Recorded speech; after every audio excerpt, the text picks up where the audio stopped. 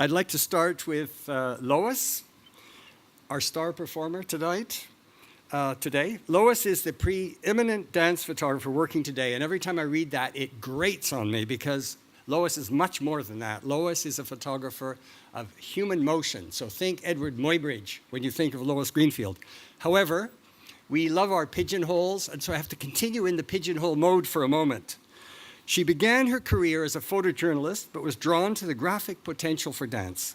She covered the experimental dance scene for The Village Voice from 1973 to the mid-90s. I lived in New York for 15 of those years, and every week, there was this great Lois Greenfield picture, and the whole city came to know what Lois was about, and her style went on to influence a lot of other people.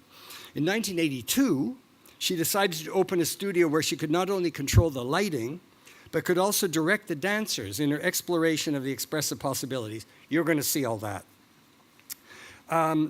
She has created innovative and iconic images for countless contemporary dance companies. I think we counted over 400 when we were doing the book, from Alvin Ailey to American Ballet Theatre.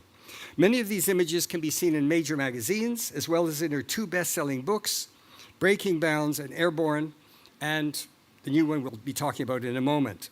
Commercial clients have picked up on the metaphorical potential of her vision, and she has created ads and campaigns for clients including Disney, Orangina, Procter & Gamble, Pepsi, AT&T, Sony, Raymond Weil, and Rolex. Since her first show at New York's International Center of Photography in 1992, her work has been exhibited in many museums and galleries, such as the Tel Aviv Art Museum, the Venice Biennale, Italy, the Musée de l'Élysée in Switzerland, the Arata Contemporary Art Museum in Russia, and the Southwest Museum of Photography in Florida, and the museum in San Diego, Museum of Photographic Arts. She pioneered the use of live photography as an integral part of a dance performance. You may have seen this because she performed on stage with her photography at the Sadler's Wells in London not so many years ago, but maybe it was 10, yeah, not so many years ago. And then she went on to do it in the Joyce Theatre in New York, the Théâtre de la Ville de Paris, and the Sydney Opera House. She's gained many awards in the course of her career, and in 2015, this was a wonderful thing, she received the Dance in Focus Award presented by the Dance Film Association and the Film Society of Lincoln Center in honor of her groundbreaking achievements to dance photography. And her newest book, Lois Greenfield, is published by Thames Hudson in the fall of 2015. Andrew Sanigar is commissioning editor of photography at the leading illustrated book publisher, Thames Hudson, where his role is to develop the company's forward program of photography publications, as well as those in other subject areas, including design, advertising, and branding. Recent and notable photography titles he has commissioned include Magnum Contact Sheets, first published in 2011, Magnum, first published in 2007, published already in 11 languages, Landmark by William can't quite read that, Fashion Photography Next by Magna Keeney, Asylum of the Birds by Roger Ballin, and the Thames Hudson Dictionary of Photography, edited by Natalie Hirschdorfer, and Lois Greenfield, Moving Still.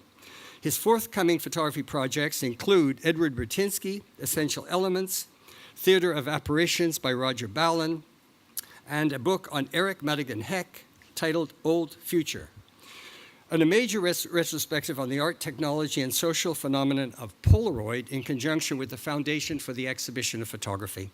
And I turn the floor over to you, Andrew. Thank you very much. Can you hear me?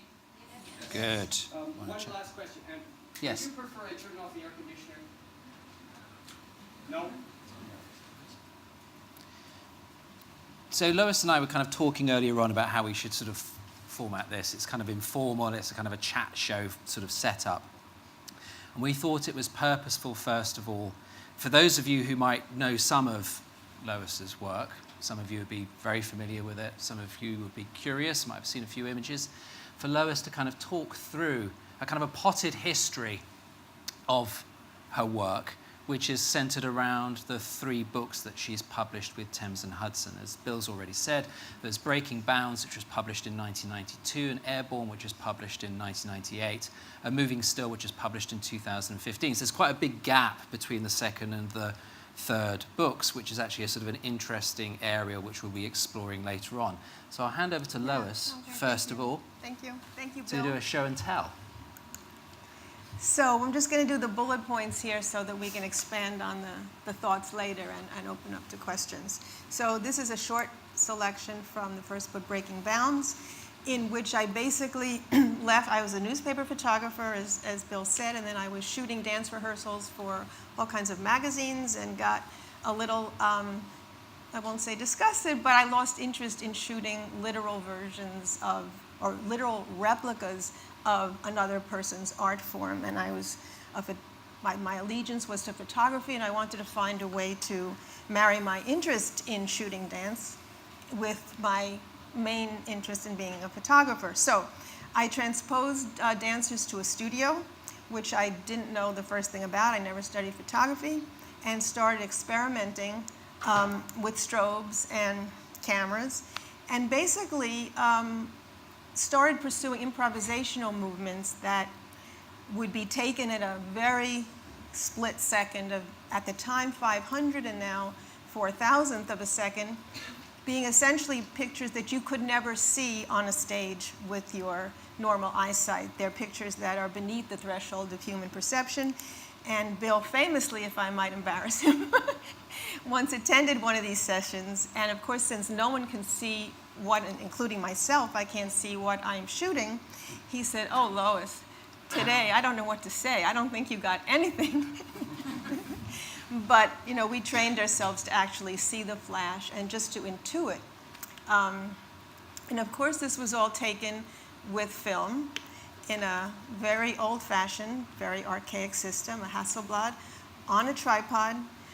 We had no motor drive, we had no autofocus, which I still don't have, even though I now shoot with a digital back on the same 500 series Hasselblad. So basically, we couldn't see the footprint of what we were doing as we were trekking through the woods with this, but we somehow had an idea. Then there was the unknown interaction of this square format Hasselblad camera, which I became addicted to. And I did it because it was so counterintuitive that anyone would shoot dance, which effectively would fit best into a horizontal landscape mode. But now I'm compressing people into a square.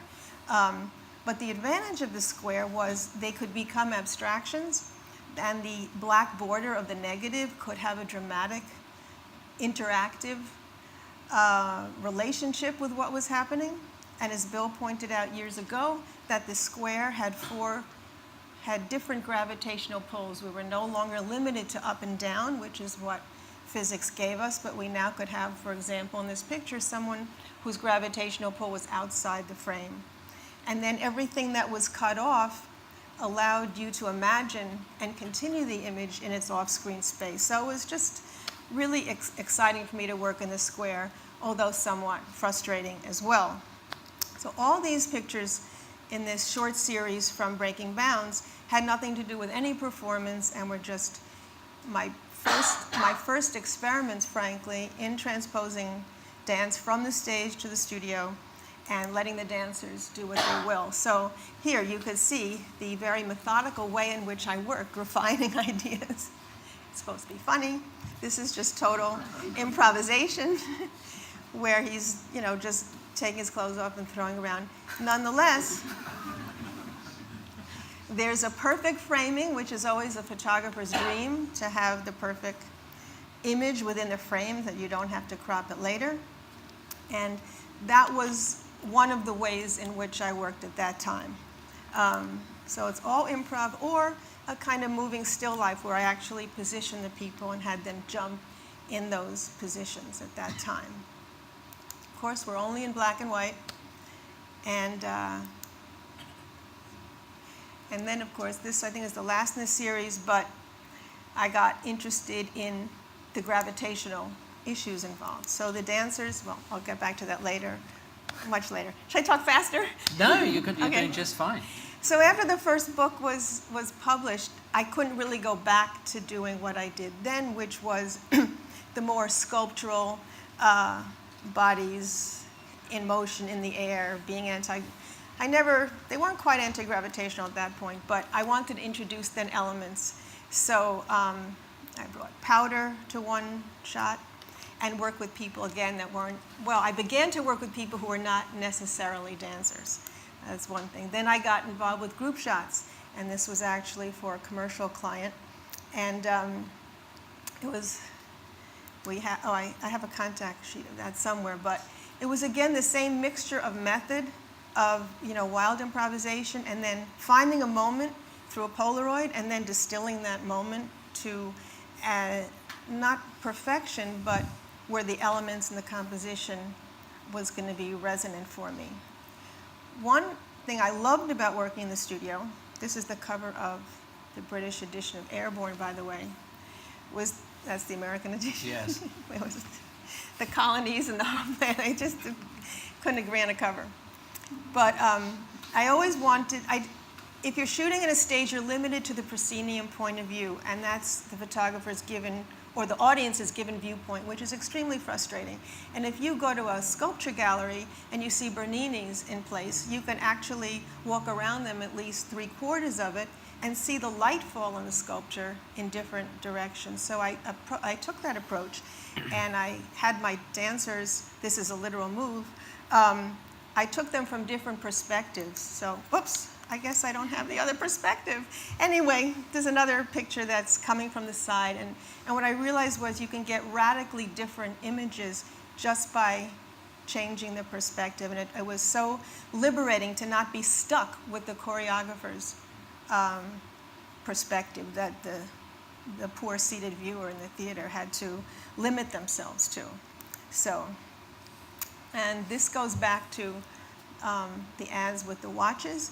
And what was great about these ads, which Bill mentioned, was that I was often asked to come up with the concept, so I could just mind my own aesthetic preoccupations and come up with an illustration for their concept. So the concept here was precision moments. I do confuse it with precision movements, but I think it was precision moments. And working with acrobats, I thought, well, it'd be great if they could do somersaults that alluded to the inner workings of a watch. So we did this about 22 contact sheets. And it really was an easy move, and dancers know how to position themselves in the air, they know how to repeat it, and they know how to time it, and obviously work in concert with each other from performing. But we still only got one, and this is just a sample contact sheet of the process. And I must say that really excites me. Any picture that I find I have 3 that look the same, I feel then it's not a miracle moment, and I really am only interested in those moments that happen once and will never happen again. And of course that they happen because wasn't Photoshop then, and there's no Photoshop now, so if you see it, I shot it, as you saw it. And then I was interested in the contradictions in these pictures. So she's obviously stilled, but she's fluid, and she looks like she's being supported not only by her hair, but her skirt, which obviously wasn't the case. So I loved all those contradictions, and I loved geometry. And again, we will talk about the moment I shoot, which is not the actual peak moment. It's always a moment a little bit before or a little bit after, which has a different narrative and emotional connotation. So in this picture, this dancer is jumping and is looking very relaxed and like a bud about to bloom as he's descending. So I realized that it had a completely different narrative, and I'm going to repeat this, narrative and emotional effect based on the split second before or after what the alleged peak moment is. Again, this is all improvisatory, all just and filled with the ambiguity where you, honestly, I don't know, is she landing or is she taking off? And what happened? Did some invisible wind come and knock this pedestal off her? Okay, I'm trying to talk as fast as I can. This is good. This is fine. Okay. You're doing fine. I'm from New York. We don't slow down. Okay, but now I can relax. We're moving still, Yes. and that means we're still moving, and that what I'm shooting is emotionally moving, and the contradiction inherent in turning what is what is a moving art form into a still art form, if that's the way to put it. So, I'm not sure exactly how this is organized, but having had my fill of anti-gravity and all that stuff, I decided to work with a completely different parameter where I had one single setup, which was dark, and only one light, which was going to be in the same place and be a constant. And then I invited dancers to come in and basically improvise with a wider selection of props. I worked with dancers that I hadn't worked with before, except in this picture, which is the cover of the book. And the dancer featured in front is in the audience by luck and chance, and his name is Paul Zivkovich. And we met and started working together during the tours of that show held with the Australian Dance Theatre. And luckily he came to New York and we could pursue this for many years. I got fascinated with mirrors for a lot of reasons, such as that it incorporated off-screen space and that the camera was no longer limited to what was in front of it, but could reflect and incorporate things that the viewer, perspectives that the viewer couldn't see. And then going back to this other series, maybe I won't talk about them, we'll talk about them. A lot of the people I hadn't worked with, as I said, some I had worked with. I had a whole collection of props like mosquito netting that I got on a website for safari camping. And some of my models, this was a very talented intern. Some are related to me, the models. Some are professional. Many are Taiwanese who brought a certain poetry and expressiveness to it.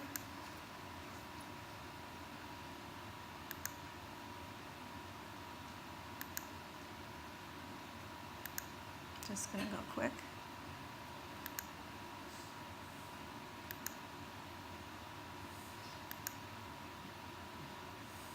This is one of my total favorites, but we won't go into all my favorites. Like all my children and my grandchildren, I love them all. This is the cover of the American edition.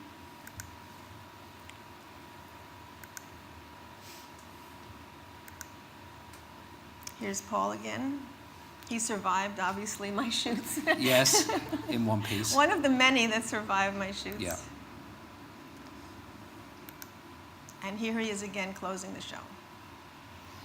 Okay, now I can relax. There you go. There's the show and tell.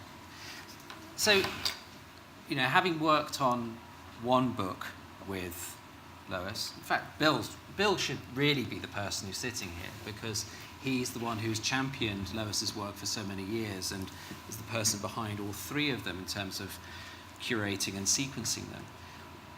The first time that I kind of came to your studio and kind of talked to you at any kind of length about your work, what I found fascinating were sort of three things, and they're kind of the sort of what I've actually sort of noted down as the kind of the points. One is this idea of the collaboration with the performers and this idea of truly co-created work, far more so than any other photographer that I've encountered, genuinely co-created. The other is this notion of the peak moment, and actually, what we're seeing isn't necessarily a peak moment. And then there's this sort of notion of physical forces and how they've manifested themselves in different ways, visibly and invisibly in your work. So I think it's sort of a useful starting point would be to sort of talk, first of all about how the collaboration works with the performers. Where's the start point? We see an end point, or actually what may in fact be a midpoint in a particular session.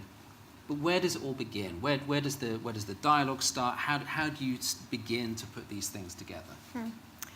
I feel it's almost a nonverbal communication with my I want to see what the dancer brings. If it's let's say it's a dancer I haven't worked with before, I don't want to impose on them. I wouldn't show them, oh, this is what I did in Breaking Bounds, and I want what's unique to them, because I mean, having shot so many dancers over so many years, the last thing I want to do is shoot a moment that looks like another moment, or one of the infinitely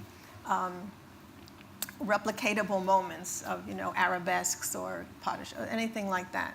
So I'm looking for non-traditional dance moves, and I will basically work with dancers who understand I don't want that, but I want to see what is coming from them, and then I'll shape it in a way, like I'll have them just move around and I'll find something I like, hopefully, and then give them ideas. Or at this point I'm into throwing in the styrofoam balls, or mosquito netting, or throwing, getting fans going and having things swirl all around. And then the advantage of working digitally now, which I've been doing since the turn of the century, is you can walk the dance. You don't have to go with a little Polaroid in the loop and say, like, could you do this or that? Yeah. But you can show them themselves, and then they, as you said, being 50% co-collaborators, can come up with ideas and suggestions, whether or not I feed it to them. And of course, two really important things for me are their gesture and their expressions. So, and that's something that doesn't come naturally to a lot of dancers, because they're so busy worrying about the position of their body than to worry about the gesture of their hands, etc. So showing it on the monitor gives them, makes them realize, that has to be worked on in a way that if I just said, don't grimace or whatever, it wouldn't make the same effect.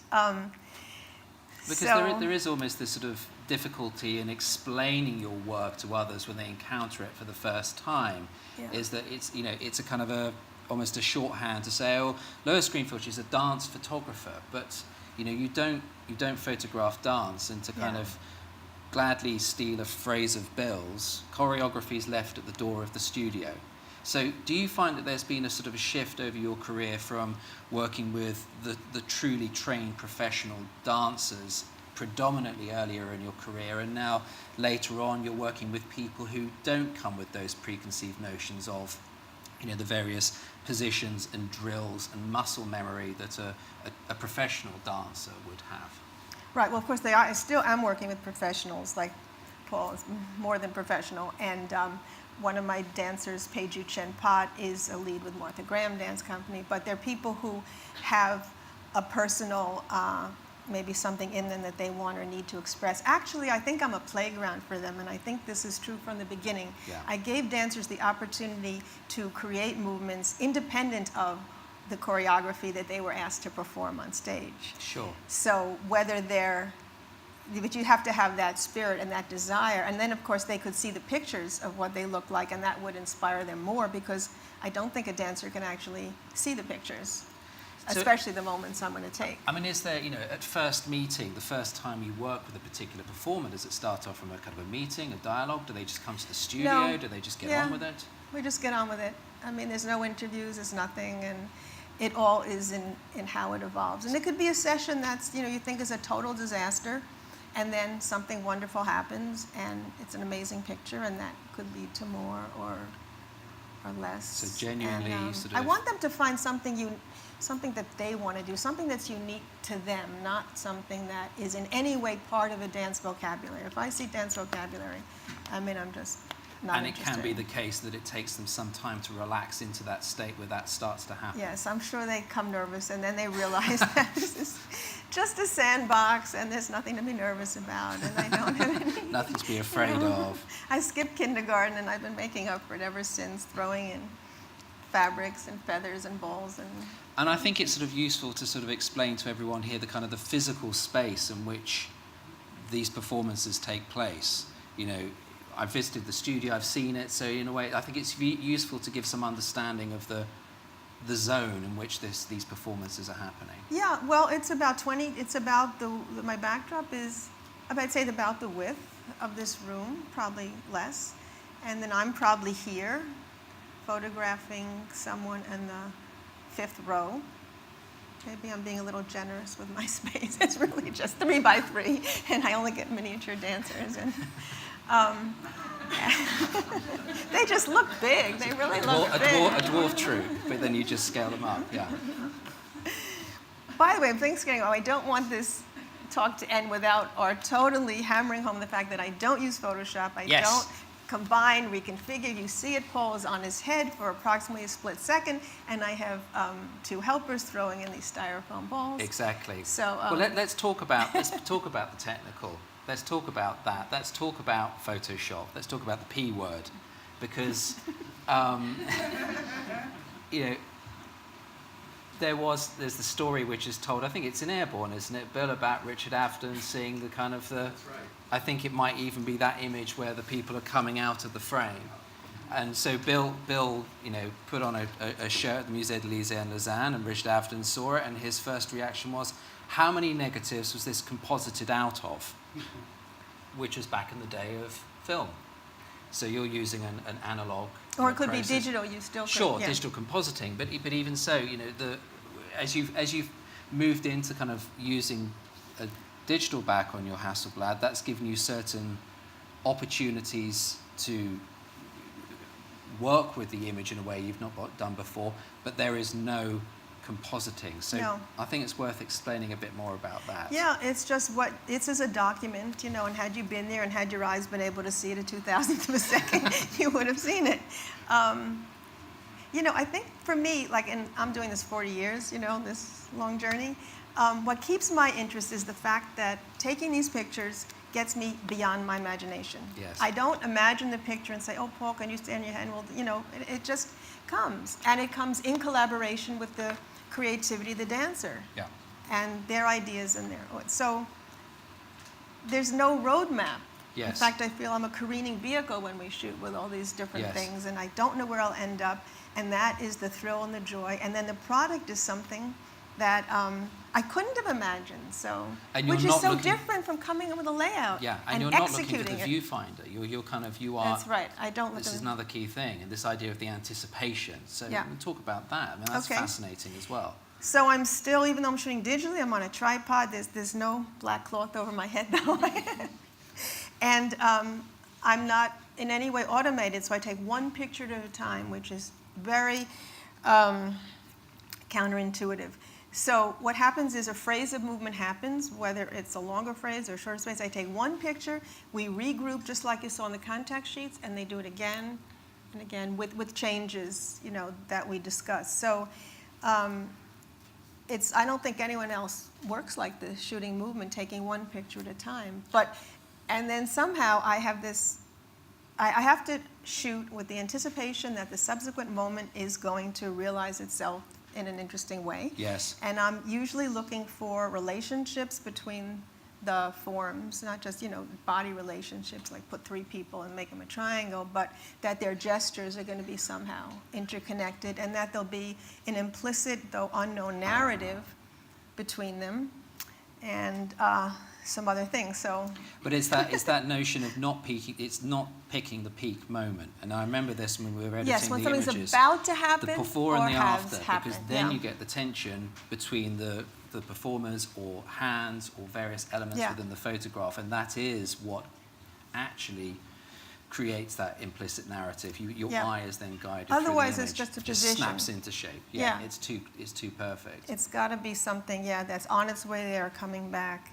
And I usually like it when things are a little bit late because they're relaxed, and I like that the dancers are relaxed, and they seem almost, you know, they're powerful in they're heroic, but their power is belied by the fact that they look so relaxed, and it's almost like the wind machine, or, you know, they're just being buffeted by forces outside. We have Can we just 9 Yes. minutes. Can I just demonstrate how fast this is? Because Go on.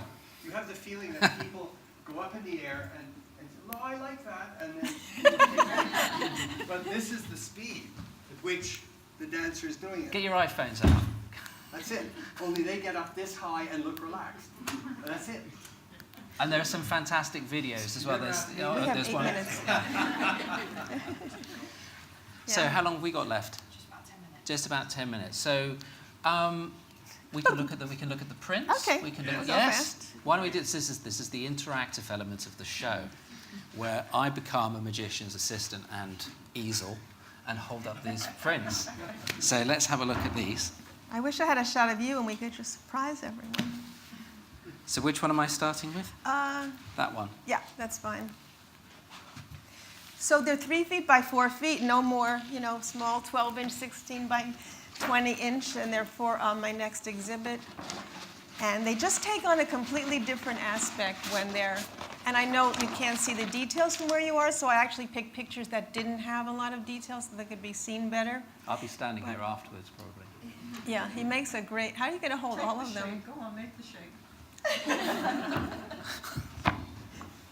But actually, I find with this series, maybe I said this already, but I feel that it's happening before my eyes as opposed to this wonderful shot, which I love, which is more, I feel, a document of this crazy moment that happened. So it's more like time passing. So I guess we can go to the next one. Next one. Finish off very carefully. But they just look so different when they're bigger. Why don't we leave them out so people can see? Yeah. Sure. Let me, They make nice carpets, too. if somebody could help me just lay this out here. But don't carefully. feed your cat on them.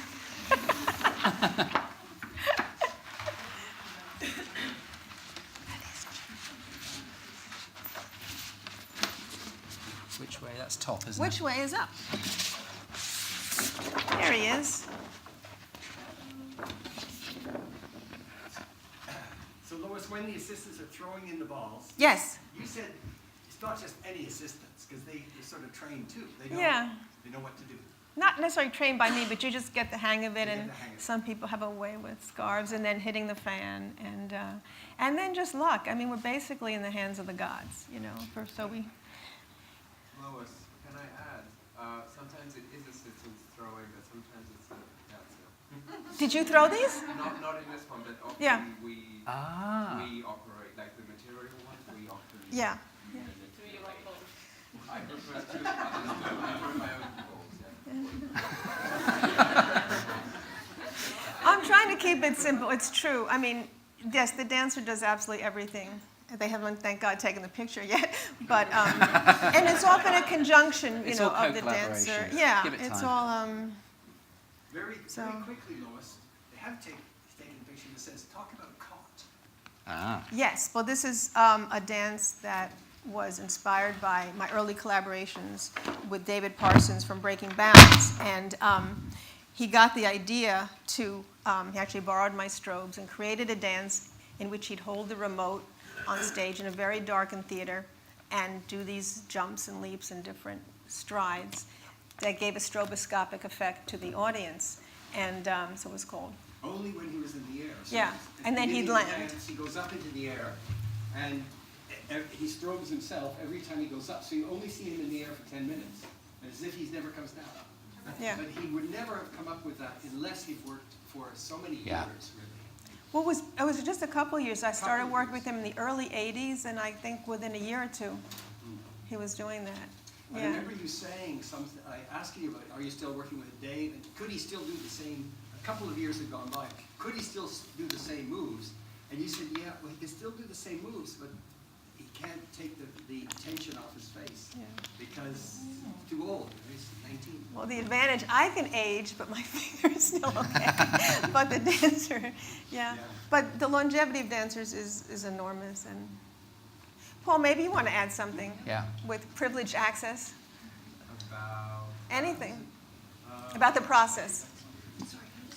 Ah, question time. Well, we met in Australia on the show that he spoke about on stage. So we didn't meet in the studio. You were shooting the company on stage, and she was capturing sort of airborne moments live as it was happening in the performance. Often moments that we worked on before the show was choreographed. Yeah, exactly. And then the choreographer retrofitted some of those moments into the choreography so I could pluck them out and shoot Exactly. them. And I think since I moved to New York, so we've been mainly shooting in these environments. So I think I brought some ideas to the table, Lois brought some ideas to the table. Many work, many don't. But it's super collaborative, and I think that's what's sort of interesting for me. It's super what? Collaborative. Yeah, So yeah. I think that's what keeps the relationship sort And of I think the flowing. pictures of, I'm interrupting you, sorry. The pictures of you look like you, which is great. This is what I was saying. I want to, work with. I'm 10 years older, but yeah, still looks like me. Well, I'm not 10 years old. I don't know. We're in different time zones, but it's great, that pictures of Paul are of Paul. That no one else could do that, and that's super important to me. Absolutely. Unfortunately, there's a homogenization in the dance world where people are learning the same vocabulary of movement and they're performing it the same way. I mean, I don't understand how they could do this, but, and ours are all with the opposite impulse to create something completely new. And Yeah. I think we've got five minutes or so, so the microphone's out there somewhere. Somebody, a person there. Hello. I have a book which has that picture you said was your favorite with the bass and Yes. and it has a brief description of how that picture came to be, which was during the casting. Yes.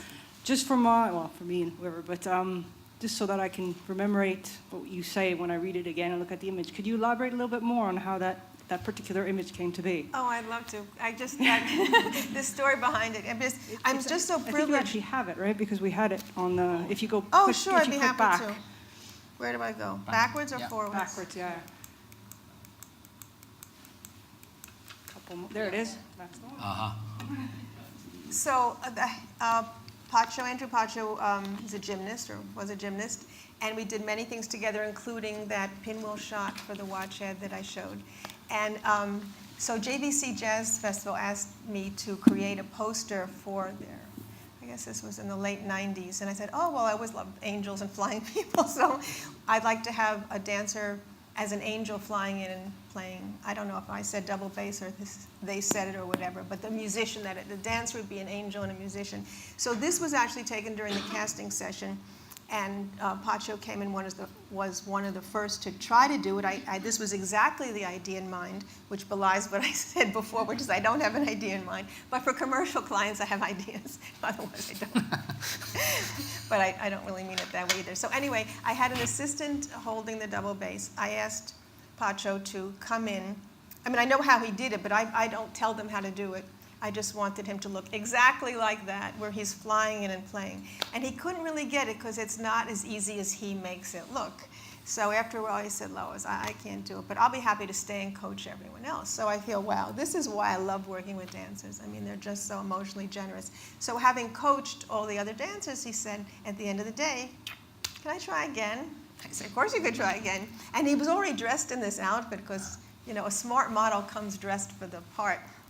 So I had my little Polaroid, and I saw right away, everything was good. I said, I think I'll put some film in. So there are 12 exposures on a roll of Hasselblad. And basically, I'll get my pronouns down first. Sort my pronouns out. He went up, he went horizontal. He hit this for a split second. You know better than me because you've written about it, and I just have my memory. Jennifer's going to tell you how he did it, or is it Jean? Jean. See? I mean, I can only tell you how I think he did it as a movement analyst. He went down and he went up, so that bass is the stable part. No. And, well, he has to be stable somewhere. No, you've just come to the essence of the whole Great. process. I take instability and make it look stable. Okay. This is a super split second. I have an assistant holding the bass. I have Pacho going up, horizontal, hitting the frets, and as soon as he's touching it, the assistant lets go.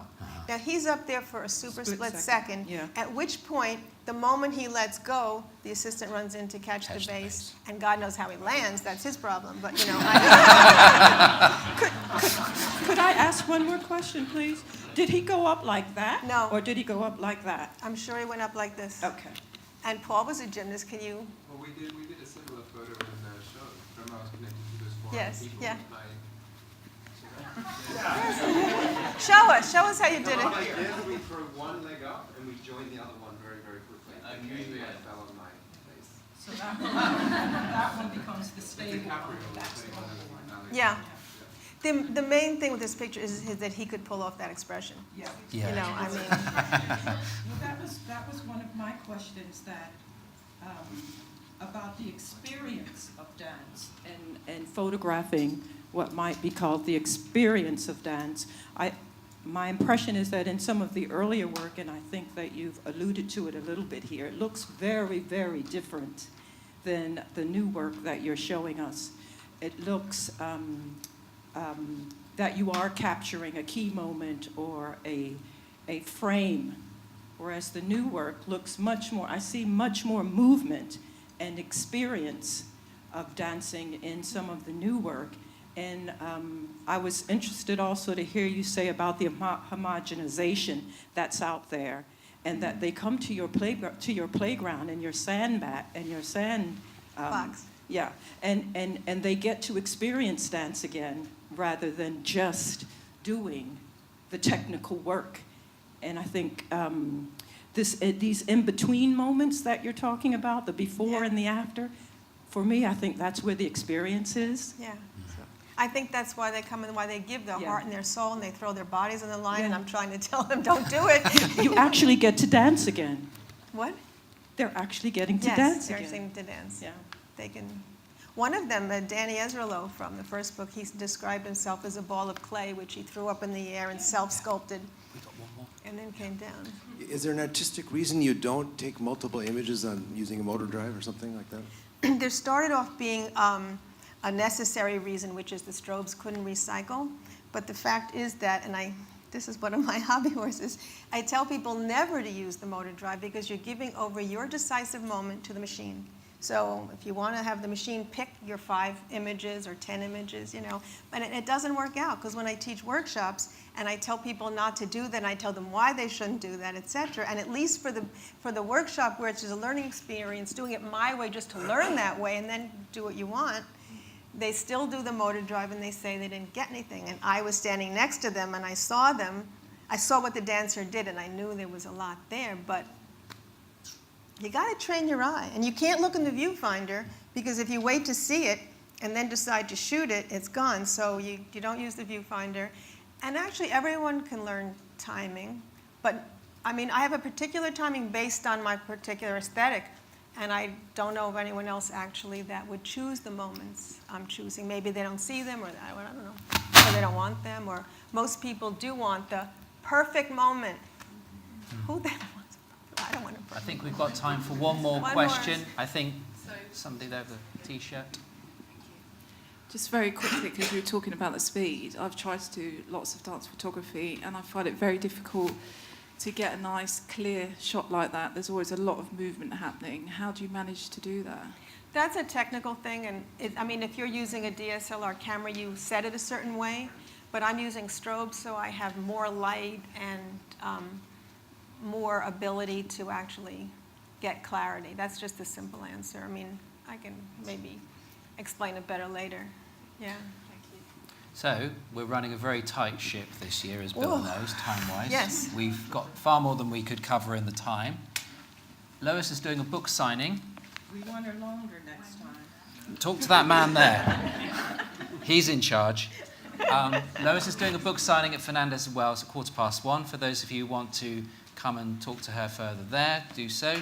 Even better if you buy a copy of the book as well, which is at a special Photo London price. Yes. So And 1:15. Paul is here. Maybe he'll sign it as well. Yeah, that'll be cool. There we go. So over at Fernandez and Wells, which is where the book signings are happening, in about 10 minutes' time. Thank you very much. Thank you so much. Thank you.